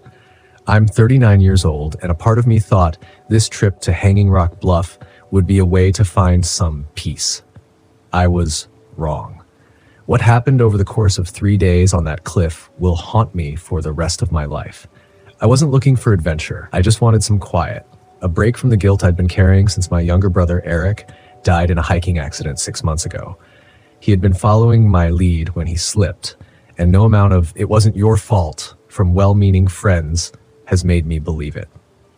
So, I packed up my RV and drove to Hanging Rock Bluff, a remote, jagged cliff overlooking the Des Moines River. I'd guided groups through places like this for years. Nature was my comfort zone. But what I encountered at the bluff was anything but natural. The drive to the bluff was uneventful, a mix of winding roads and fall colors fading into the chill of late October. I arrived mid-afternoon, parked the RV at a primitive campsite near the cliff's edge, and began setting up. The place was serene with a spectacular view of the river below. I even caught myself thinking this might actually be what I needed. As I unloaded my gear, a park ranger pulled up in her dusty Jeep.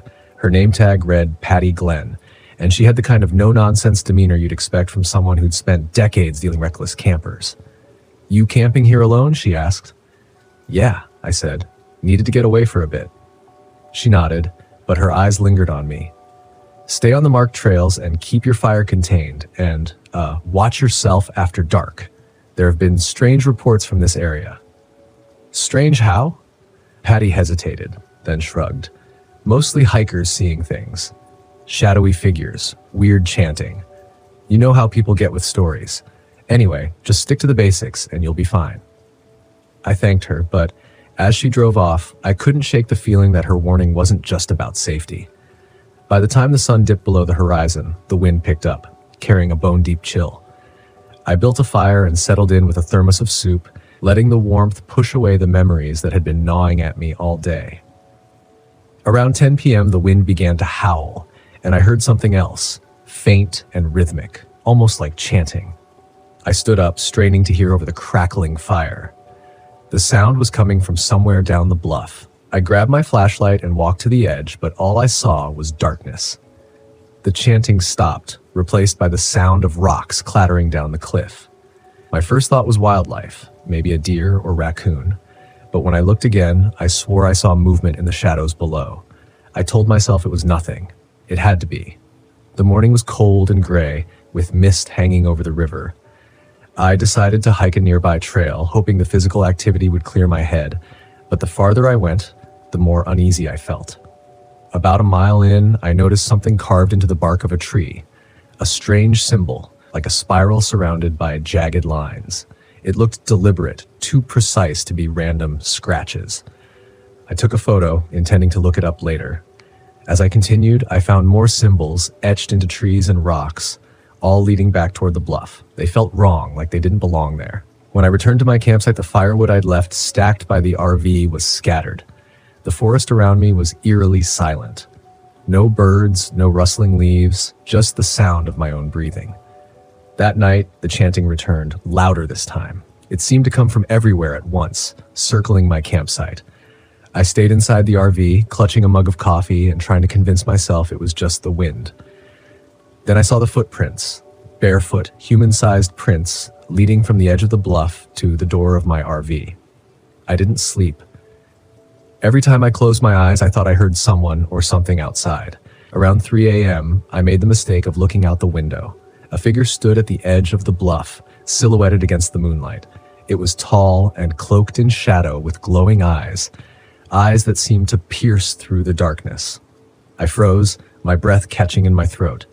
The figure didn't move, didn't make a sound. It just stood there, watching. I don't know how long I stared before I finally turned away, heart pounding. When I looked back, it was gone. By the time dawn broke, I was on edge, my nerves frayed. I told myself I'd pack up and leave, but part of me wanted to know what was happening.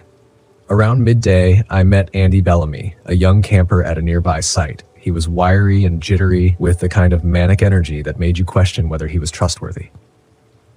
"You seen them yet?" he asked, his voice low. Seen who?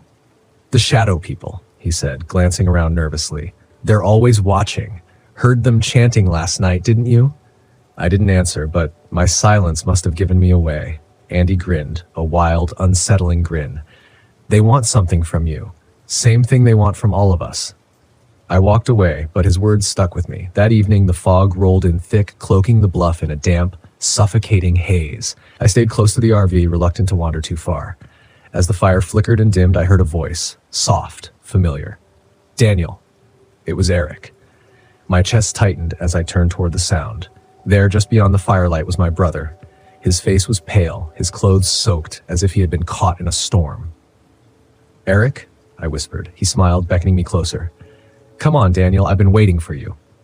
Tears blurred my vision as I took a step forward, but something in the back of my mind screamed at me to stop. This wasn't right. Eric was gone.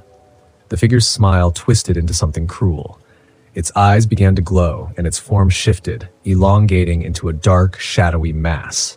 The chanting grew deafening, and shadowy figures emerged from the fog, their hollow eyes fixed on me. They were the Coven, and they wanted me. I grabbed a branch from the fire, holding it like a torch as the shadows closed in. The flames seemed to repel them, but not for long. I remembered the symbols I had seen on the trees and began carving one into the dirt with my multi-tool, using salt from my provisions to trace a protective circle. The figures hissed and writhed, unable to cross the barrier. Their whispers grew desperate, clawing at the edges of the circle. Finally, as dawn broke, the coven dissolved into the fog, leaving behind nothing but silence.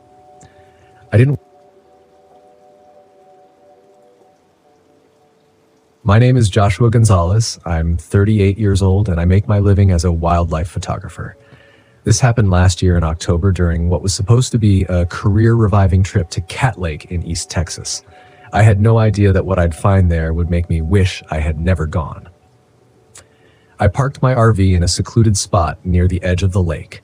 The view was surreal. Ancient cypress trees rising out of the still water, their gnarled roots submerged and draped in curtains of Spanish moss. The sun was setting, painting the lake in shades of gold and crimson. It was perfect, exactly the kind of eerie beauty I wanted for my photography exhibit, Forgotten Spirits of the South. As I set up my gear, a local woman named Darla, who owned a nearby bait shop, stopped by to chat. She was friendly but a little odd, the kind of person who seemed to know everyone's business. You camping alone? She asked, her tone more concerned than curious. Yeah, just me and my camera, I said, smiling. She didn't return the smile. Be careful out there. Cat Lake's beautiful, but it's got its stories. Ever heard of the Witch of Cat Lake? I shook my head, amused. A local ghost story? Darla's expression turned serious. She's real. They say she was a healer back in the 1800s. People blamed her for every sickness, every crop failure. When a family drowned in the lake, they said it was her curse, so they tied her to a tree and let the water take her. And now she haunts the lake. She sings to you? I asked, humoring her. Darla leaned in, her voice low. She sings to you. If you hear her, don't follow the sound. Don't talk to her. And whatever you do, don't go out on the water after dark. I brushed off her warning as local superstition. I wasn't here for ghost stories. I was here for the perfect shot. That night, I sat by the lake with my camera, hoping to capture the moonlight reflecting off the water. Around midnight, as the fog rolled in, I heard it. A faint, melodic singing, so soft it could have been mistaken for the wind. It seemed to come from somewhere across the lake, distant but distinct. My first thought was that it might be a bird or some other animal, but it sounded human. Curious, I aimed my camera in the direction of the sound and snapped a photo. When I checked the screen, my heart skipped. There, in the mist, was the faint outline of a figure standing in the water. A woman. But when I looked again, she was gone. The next morning, I visited Darla's bait shop to ask about the figure I'd seen. She looked at me like I just confessed to a crime. You saw her, didn't you? I don't know what I saw, I said, uncomfortable with the intensity of her gaze. That's how it starts, she said, shaking her head. She lets you see her just enough to get you curious. Then she sings to you. And if you follow her out there, you'll never come back. I tried to laugh it off. You really believe that? She didn't laugh. Believe it or not doesn't matter to me. Just stay off the water after dark, Joshua. I nodded, but her words lingered as I walked out. On the way back to my RV, I passed a houseboat anchored in a quiet cove. Its owner, a man named Anthony, was sitting on the deck smoking a cigarette. "You the photographer?" he called out. "Yeah," I said. "How'd you know?" "Word travels fast around here," he said, taking a drag. "I heard you're asking about the witch." "You believe in her too?" I asked. Ethan's eyes narrowed. "Doesn't matter what I believe. What matters is that people go missing out there. Take my advice and leave while you can." That evening, I couldn't shake the feeling that everyone was overreacting. Ghost stories, local legends, it was all just folklore, a way for people to explain things they didn't understand. I decided to head out on the water. The sun was setting, casting long shadows across the lake as I rowed my small rented boat toward the middle. The mist was already gathering, curling around the bases of the cypress trees like something alive. I snapped a few photos, but none of them captured the eerie beauty of the scene.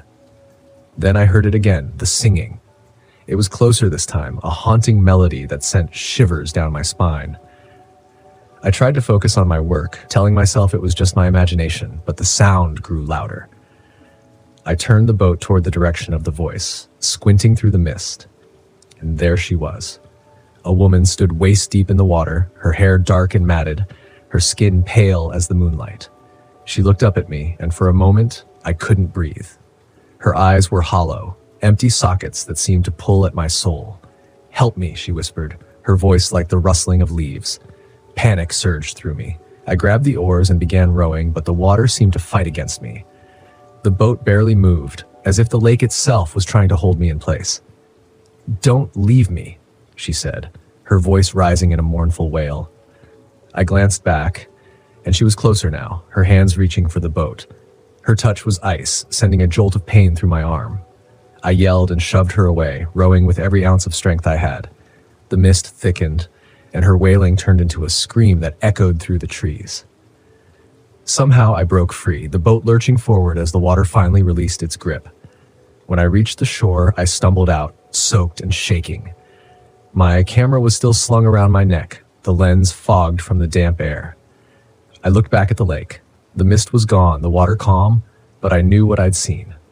I packed up and left the next morning, ignoring the curious stares from the locals as I drove through town. I didn't stop until I was hundreds of miles away, safely parked in a rest area off the highway. When I reviewed the photos on my camera, my stomach turned. Every shot of the lake had the same figure in it, standing in the background, watching me.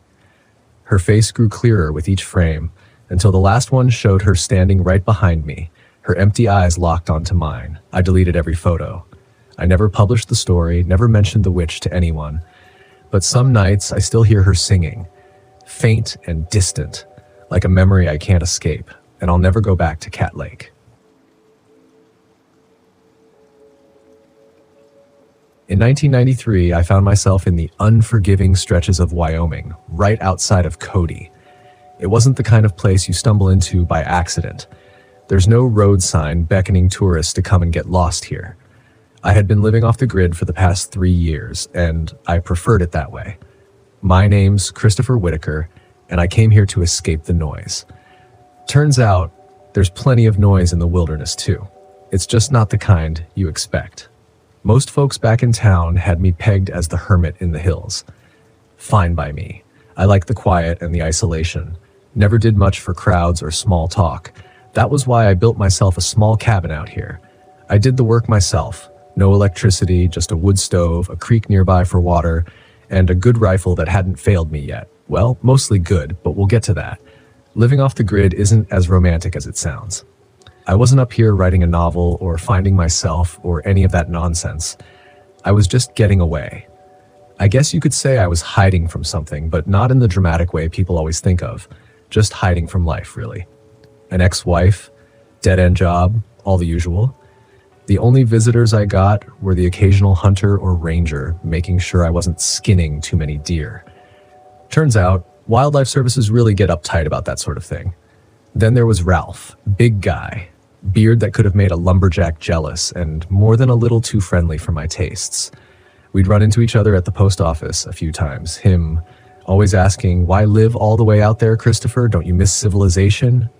I'd usually shrug it off, but the truth was Ralph made me nervous. He had this way of grinning that felt less friendly and more like he was trying to size you up. But he'd leave with a laugh, his giant hand clapping my shoulder hard enough to bruise. It was mid-fall when things started getting weird. The wind howled through the pines like it was practicing for a concert, and night stretched out long and cold. One night, after a long day of chopping firewood, I sat on my front porch with a flask of bourbon in one hand and an old paperback in the other. The crack of a branch snapped my focus. Deer, I thought, but it wasn't. Now, I know this sounds like every outdoors gone wrong story, but let me be clear. I'd seen my fair share of wildlife. Deer, elk, even the occasional bear who wandered too close for comfort. But this was something else. A low rustling came from the tree line about 50 feet from my cabin. It was too deliberate to be the wind, too heavy to be a deer. I set the flask down and reached for the rifle. Probably just a coyote, I muttered to myself, though I didn't believe it. I stood up, squinting through the dusk, trying to make out the shape in the shadows. Then I saw it, or more accurately, a glimpse of it. Something tall, hunched, and unnervingly fast darted between the trees. I only caught a second of movement, but it was enough to get my heart racing. I leveled the rifle at the direction of the noise, but there was nothing to shoot at, just silence. Great, I thought. Now I'm getting jumpy, like some city slicker who's never seen a squirrel.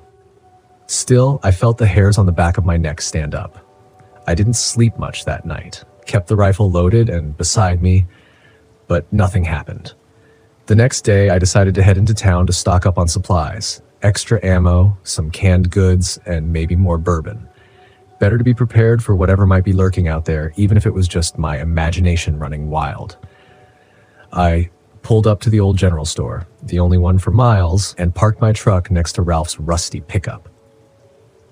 "Christopher, running into you here," Ralph said, his grin wide as ever. He was standing by the counter with a bag of what looked like hunting gear. "You've been hearing those weird noises out there? Thought it might be some kids playing a prank, but then again, we're not exactly close to any neighborhoods, are we?" He chuckled, but there was an edge to his voice. I shrugged, trying to act casual. "Nah, just the usual wildlife. I did hear something strange the other night, though." Ralph's smile faltered for a split second. "Yeah, heard the same thing myself. Big, real big. You should be careful out there, Christopher. You know, not everything in these woods is as friendly as it looks." He slapped me on the back and left with his supplies, leaving me more unsettled than I'd been before. That evening, I returned to my cabin feeling uneasy. Ralph's words stuck with me, and I couldn't shake the feeling that something was watching me. The forest had always been my sanctuary, but now it felt hostile, like I wasn't welcome anymore. Later that night, the noises came again. This time, there was no mistaking it. Whatever was out there was closer, too close. I grabbed my rifle and opened the front door, stepping onto the porch. My breath hitched in my throat when I saw it. Standing at the edge of the tree line was a figure, large and grotesque, like something out of a nightmare. It was hunched with long limbs that moved unnaturally fast. Its skin, if you could even call it that, looked rough, like the hide of a wild boar, but stretched over something far more menacing. It wasn't just an animal. There was something almost calculated about the way I froze, trying to decide whether to fire or run, but my instincts kicked in.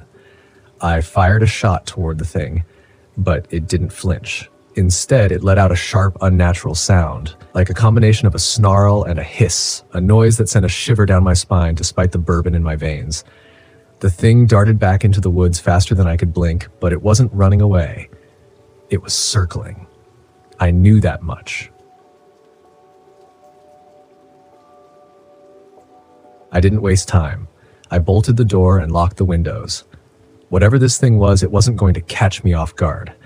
I spent the rest of the night pacing the cabin, rifle in hand, waiting for it to make a move. Morning came, and with it, an uneasy silence. I stepped outside to check for tracks, but what I found made my blood run cold. There, in the dirt outside my porch, was the carcass of a deer, or at least what was left of it. Its body had been torn apart, but not like a typical predator kill. This was something more vicious, more deliberate, almost like it was sending a message. I knew I couldn't stay here anymore. Whatever was out there was getting closer, and I wasn't going to stick around to see what it wanted. I packed up as much as I could, loaded my truck, and planned to head to the sheriff's office in town. Maybe they'd believe me. Maybe not. At this point, I didn't care. But as I was about to leave, Ralph showed up. His truck roared up the dirt road, and he hopped out, waving like nothing was wrong. "Hey there, Christopher. Heading out somewhere?" he asked, grinning that same grin. I didn't answer at first. There was something off about Ralph today. He seemed too relaxed, too comfortable. "Yeah, Ralph, I think I'm done with this place. Something's not right out here," I replied, keeping my distance. Ralph chuckled. "You're not wrong about that, but you can't leave just yet. We've got unfinished business, you and me." Before I could ask what the hell he meant, Ralph's grin faded and his eyes darkened. He stepped closer, and that's when I saw it, the same rough, unnatural skin on his arm. His hand wasn't human anymore. It was twisted, gnarled, like the thing I saw in the woods. "Ralph, what the hell are you?" I asked, my voice shaking despite my best efforts to keep calm. He laughed, a low, menacing sound. "You're about to find out, Christopher. You always wondered why I was so interested in your little setup out here. Well, now you know. There's more of us out there, and we're hungry." That's when I realized the thing in the woods, it wasn't a random predator. It was Ralph, or at least something wearing his skin, and there were more of them. I barely had time to raise my rifle before Ralph, or whatever he had become, lunged at me. I fired off a shot, hitting him square in the chest, but it didn't slow him down. He tackled me to the ground, his hands now more claw than hand, wrapped around my throat. I struggled, gasping for air, but somehow managed to get my hand on the rifle again. With one final burst of strength, I shoved the barrel against his head and pulled the trigger. Ralph, or what was left of him, slumped to the ground, dead. I didn't stick around after that. I left everything behind, drove straight to the sheriff's office, and told them what happened. They didn't believe me, of course. Who would? But when they went to check out my cabin, they found Ralph's body and the twisted, inhuman skin that covered it. I'm not going back to Cody. There are things out there that don't belong in this world, and I'm not sticking around to find out what else is lurking in those woods.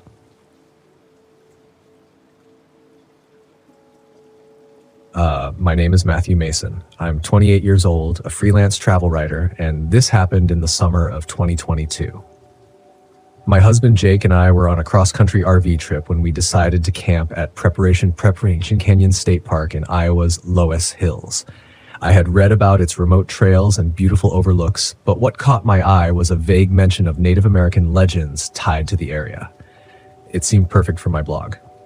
A mix of breathtaking scenery and a hint of mystery. Jake, being the practical one, wasn't as thrilled. "Are you sure this is a good idea?" he asked as we drove into the park. The gravel road was narrow and lined with dense woods that seemed to close in around us. "It's beautiful," I said, trying to sound confident, "and remote. No noisy campers or crowded trails." Jake grunted, focusing on the road. He'd been irritable since the RV's generator started acting up the day before. "Just don't get us stuck out here," he muttered. We set up camp near the edge of the forest, a spot that felt secluded and peaceful. The air was warm, the sunlight filtered through the leaves, and the hills rolled into the distance like something out of a painting. I snapped photos while Jake tinkered with the generator. "You're wasting your time," I called over to him. "Come hike with me." He looked up, wiping his hands on a rag. "Someone has to make sure this thing works, or we'll be eating cold beans in the dark." Typical Jake. Logical, grounded, and completely unwilling to let loose. I grabbed my camera and decided to explore on my own. The trail started out easy, winding gently uphill, but the farther I went, the quieter it became. The usual sounds of the forest, bird song, rustling leaves, distant chirping seemed to fade. Soon there was only the crunch of my boots on the dirt path and my own breathing. That's when I felt it. A presence. It's hard to describe, but it was as if the forest itself was watching me. I stopped and turned, half expecting to see someone behind me, but there was no one, just the trees, their branches swaying slightly in the breeze. I shook it off and kept walking, though my pace quickened. About half an hour in, I spotted movement up ahead, a figure, tall and thin, walking away from me down the trail. "Hello?" I called out. The figure didn't respond. They didn't even look back. I jogged a little to catch up, but when I rounded the bend, they were gone. The trail was empty. Back at the RV, Jake was scowling at a bundle of wires. "This thing's toast," he said as I approached. "We're running on fumes." "Well, the forest is creepy as hell, so maybe it's a sign we should leave," I joked, but my voice lacked conviction. Jake glanced at me. "You okay?" "Yeah, just weird vibes out there." He rolled his eyes. "You and your vibes." We argued briefly about whether to stay another night, but I won out. I wasn't ready to give up on the photos and blog content I'd hoped to capture. That night, I woke to the sound of Jake's voice. "Matthew," he said softly, "come here." I blinked, groggy, and realized the voice was coming from outside the RV. I sat up, my heart pounding. Jake was next to me, asleep. "Matthew," the voice called again, this time closer. My stomach twisted into a knot. I peered out the window and saw him, Jake, standing at the edge of the forest, his back to me. "Jake?" I whispered, shaking his shoulder. He stirred and opened his eyes. "What?" I pointed to the window. "You're outside." Jake frowned, sitting up. He looked out, then back at me. "Stay here," he said. He grabbed a flashlight and stepped outside. I watched from the window as he scanned the area, the beam of light sweeping through the trees. "There's no one here," he said when he came back. I didn't sleep the rest of the night. The next morning, I tried to laugh it off. "Maybe I dreamed it," I said over breakfast. Jake didn't respond. He was examining deep scratches on the RV's door, 3 parallel gouges that hadn't been there the day before. "Raccoons," he muttered, but he didn't sound convinced. We decided to hike together that day, sticking to the main trails. Still, the eerie silence persisted, and I couldn't shake the feeling that we were being watched. We found tracks, large, clawed, and too deep to belong to a deer. They led into the woods but disappeared abruptly, as if whatever made them had simply vanished. Jake tried to stay logical, but I could see the tension in his jaw. "Let's head back," he said finally. That night, things escalated. We were sitting by the fire, trying to relax, when we heard it, my voice calling Jake's name. We froze. "Matthew," it said again, but it was wrong, off somehow, like a recording played on an old warped cassette. Jake grabbed my hand. "Get in the RV," he whispered. We locked the doors and shut the windows, but the voice continued, circling the RV. Then it changed. "Jake," it called now, mimicking me perfectly. I could feel the blood drain from my face. Jake grabbed a knife from the kitchenette and stood by the door, his knuckles white. The voice became more frantic, louder, screaming his name. It slammed against the RV, rocking it slightly. "What is it?" I whispered, tears streaming down my face. "I don't know," Jake said, his voice shaking. The banging stopped around dawn. When we stepped outside, the campsite was empty, but the ground was littered with claw marks and tufts of fur. The RV's windows were scratched, and the fire pit had been scattered. "We're leaving," Jake said, but the RV wouldn't start. The generator was dead, and the backup batteries were drained. Jake worked frantically while I kept watch, clutching a flashlight and trying not to panic. Then I saw him, Jake, standing in the trees again. I nearly screamed. This time the figure turned to look at me. Its face was almost Jake's, but stretched, twisted, wrong. "Matthew," it said, grinning too wide. We managed to start the RV just as the creature emerged from the woods, running toward us on all fours. Its mimicry was distorted now, guttural and alien. Jake floored the gas, and we sped down the gravel road, the creature chasing us for what felt like miles. It stopped abruptly at the park's boundary, watching as we drove away. We didn't talk about it for days. Even now, I don't know what we saw, but I've read enough since to believe it was something ancient tied to the land and its legends. I've never returned to the Loess Hills, and I never will. Some places are meant to be left alone.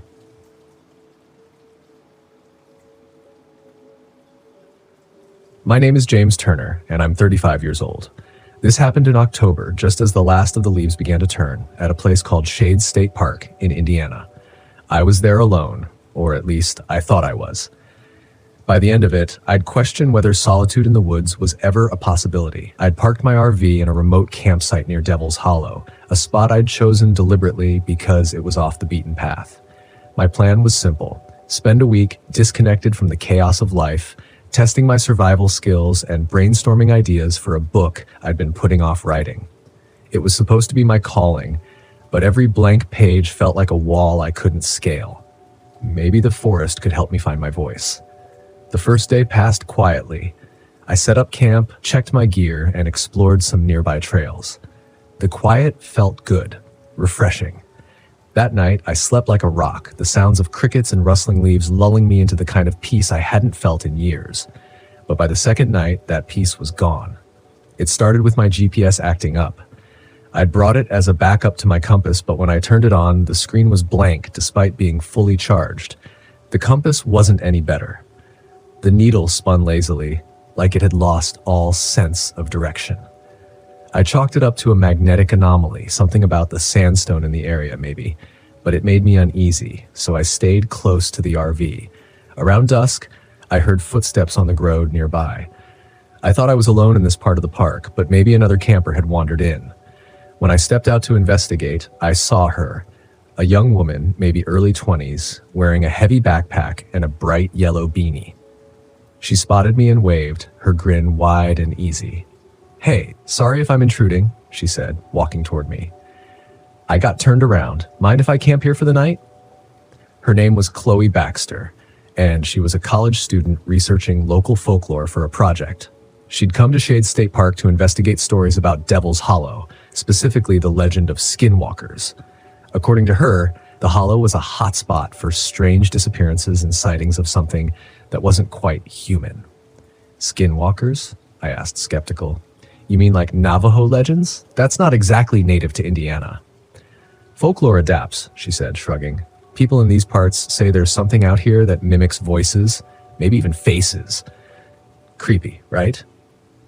I wasn't thrilled about the company. I'd come out here to be alone after all, but she seemed harmless enough, and night was falling.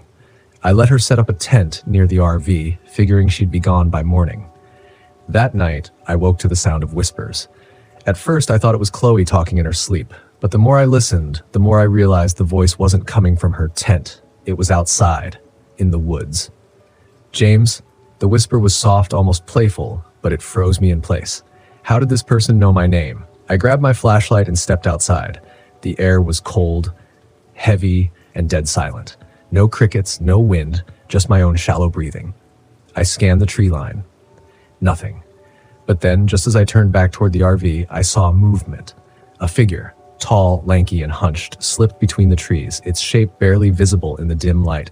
It moved unnaturally, its limbs jerking like a puppet on strings. I didn't sleep the rest of the night. The next morning, Chloe was full of energy, oblivious to my unease. She wanted to explore the hollow, claiming she'd found an old map that marked sacred grounds used by local tribes. I told her it was a bad idea, but she just laughed.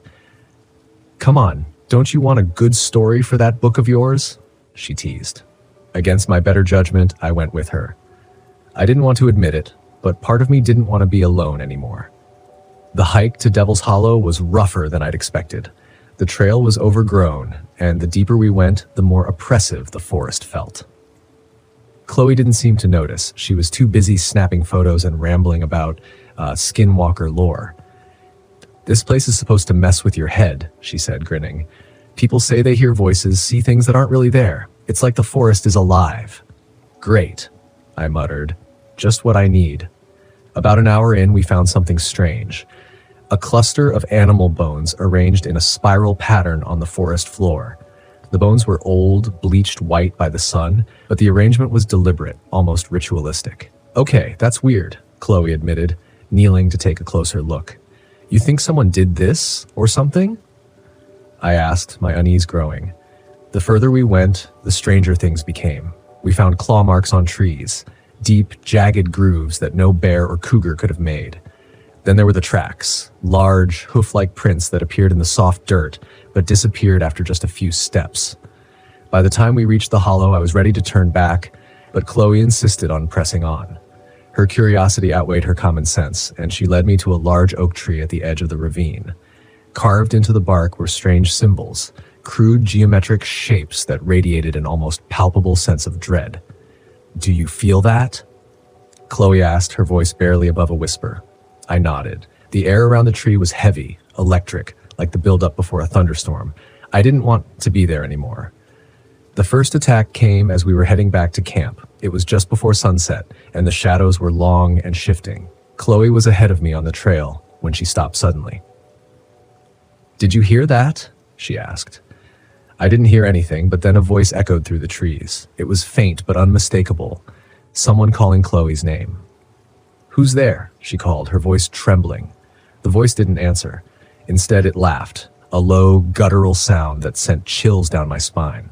Then, out of the corner of my eye, I saw it again, the figure from the night before.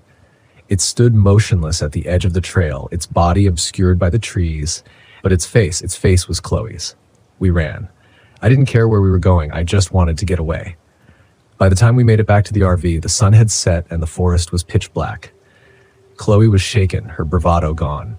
"What was that?" she asked, her voice barely steady. "A skinwalker," I said, surprising myself with how easily the word came out.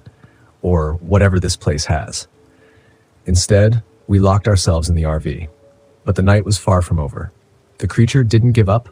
It circled the campsite, its footsteps crunching on the gravel, its shadow flickering in the firelight. At one point, it knocked on the door, mimicking my voice. "Let me in," it said, its tone eerily calm. "It's not safe out here." The journal saved us. Chloe found it tucked in a drawer in the RV, a worn leather book filled with shaky handwriting. It belonged to a hunter who'd camped in the area decades ago. His entries described encounters with the same creature. Its mimicry, its stalking, its hatred of light and fire. The final entry mentioned a sacred circle marked by stones where he'd performed a ritual to banish it. Armed with this knowledge, we made a plan. At dawn, we'd head to the circle and try the ritual ourselves, but the skinwalker wasn't going to make it easy. The attack came just before sunrise. The creature tore at the RV, its claws screeching against the metal. Chloe screamed as the windows shattered, shards of glass raining down on us. I grabbed the hunter's journal and a flashlight, the only weapon I had. We ran again, this time toward the sacred circle. The forest seemed to close in around us, the branches clawing at our clothes, the shadows shifting with every step. The creature was right behind us, its guttural growls growing louder. When we reached the circle, I barely had time to catch my breath before it appeared, stepping into the clearing in the pale light of dawn. I saw it clearly for the first time. Its elongated limbs, its skin stretched tight over bones, its face a grotesque parody of Chloe's. I held up the flashlight, and it recoiled, hissing like a feral animal. Chloe began reciting the ritual from the journal, her voice steady despite the fear in her eyes. The creature lunged at her, but I stepped between them, slashing at it with a hunting knife I'd grabbed from the RV. The blade cut deep, and the creature howled, a sound that echoed through the hollow. With one final cry, Chloe finished the ritual. The creature let out a bone-chilling scream before collapsing into the dirt, its body disintegrating into ash. We survived, but just barely. The RV was destroyed, and we had to hike back to the park entrance, battered and bruised, but alive. Chloe said she'd never step foot in a forest again. I didn't blame her. As for me, I'm still not sure what I believe, but one thing's certain, the woods are not as empty as they seem. Sometimes they watch.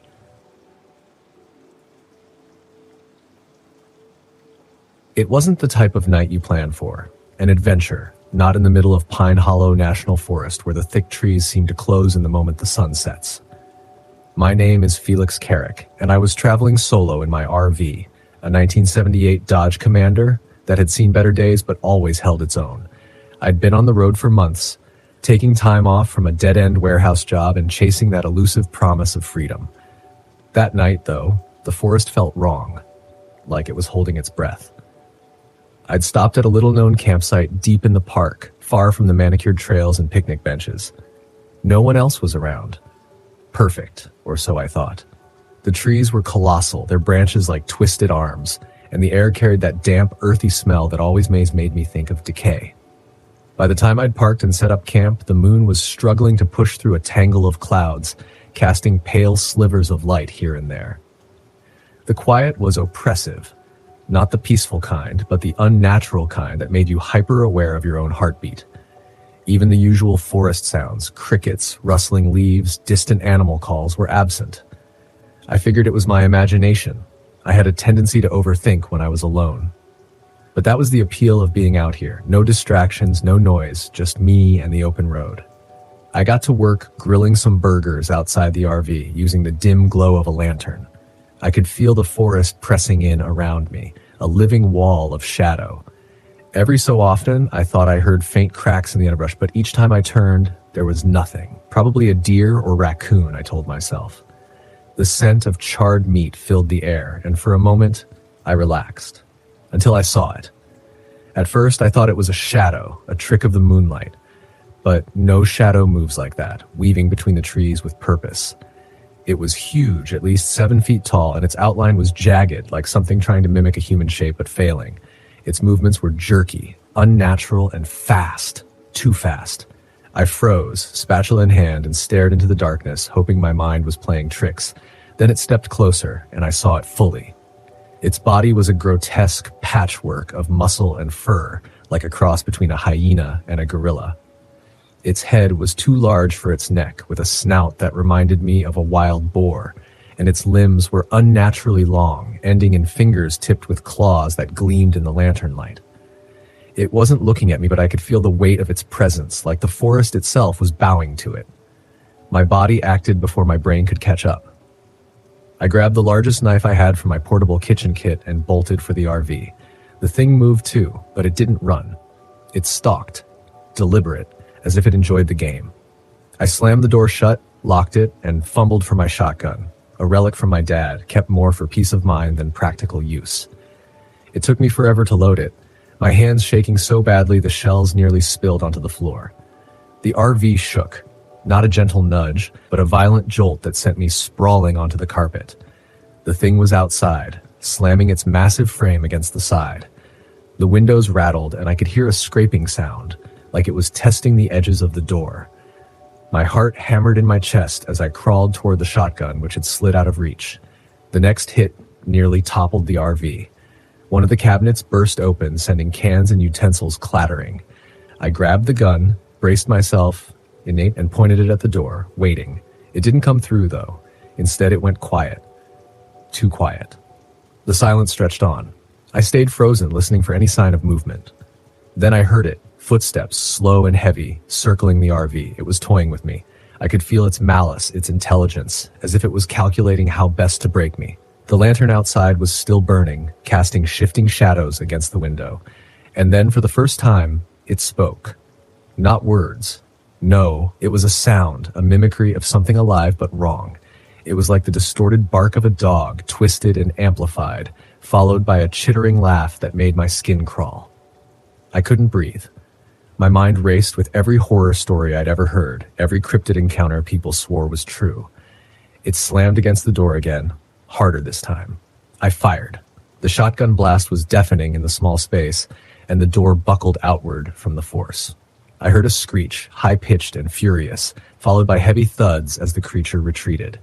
My ears rang and the RV reeked of gunpowder, but I wasn't dead. Not yet. I peeked through the blinds, my hands slick with sweat. The creature was pacing just beyond the light, its movements frantic now, as if the wound had enraged it. Blood, thick and dark, stained the ground where it had stood, glinting in the lantern's glow. Then it did something I didn't expect. It picked up a tree limb, thick as a baseball bat, and hurled it at the RV. The impact shattered the front windshield, spraying glass everywhere. I scrambled backward, coughing and swearing as the cold night air poured in.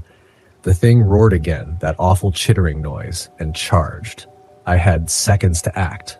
I grabbed a flare gun from the emergency kit and fired. The flare struck it dead on, igniting its fur in a burst of red flame. It screamed, a sound so piercing I thought my skull would split, and thrashed wildly, slamming into trees in the side of the RV. The fire spread quickly, consuming it, and the stench of burning flesh filled the air. It stumbled, collapsed, and finally went still. I didn't move for what felt like hours, staring at the smoldering heap through the broken windshield. When I finally stepped out, shotgun in hand, I half expected it to lunge at me again, but it didn't. It was dead, its massive body charred and steaming in the cool night air. I stared at it, trying to process what I had just survived. The forest was silent again, but this time it felt like a relief.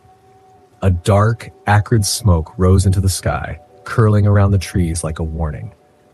I didn't waste time packing up. I left the RV where it was and started walking, shotgun slung over my shoulder, until I reached a ranger station miles away. They didn't believe me at first, but when they found the RV, the blood and the body, they had no choice. They didn't know what to call it.